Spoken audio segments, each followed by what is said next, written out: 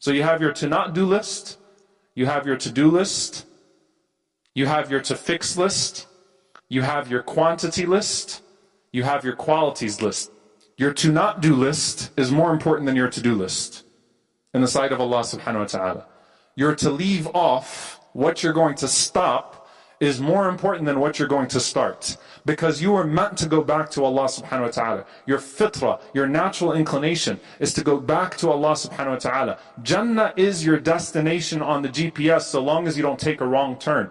So your to not do list is more important than your to do list. So I'm challenging each of you to first and foremost have a to not do list for Ramadan. And then make your to do list. Then after your to do list, make your to fix list. And those are the relationships, those strained relationships that you need to fix.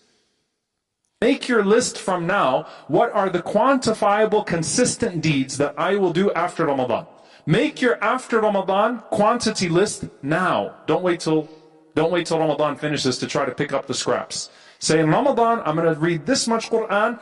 After Ramadan, I think I can reasonably do this much every single day. In Ramadan, after Ramadan, I'm going to try to pick up my Qiyamul Layl. I think I can pray witr every night, inshaAllah ta'ala. I think, knowing myself, I can do witr every night. I think I can add 2 rak'ahs every night. You have your qualities list. What are the qualities? I want you to open the beginning of Surah Al-Mu'minun and the end of Al-Furqan. The qualities of Al-Mu'minun, the qualities of the believers, in the beginning of Surah Al-Mu'minun, قَدْ أَفْلَحَ الْمُؤْمِنُونَ الَّذِينَ هُمْ فِي صَلَاتِهِمْ خَاشِعُونَ, until the end of it. Those qualities. And I want you to read وَعِبَادُ الرَّحْمَنَ الَّذِينَ يَمْشُونَ عَلَى الْأَرْضِ هَوْنًا وَإِذَا خَاطَبَهُمُ الْجَاهِلُونَ قَالُوا سَلَامًا, the last deeds of the servants of the Most Merciful.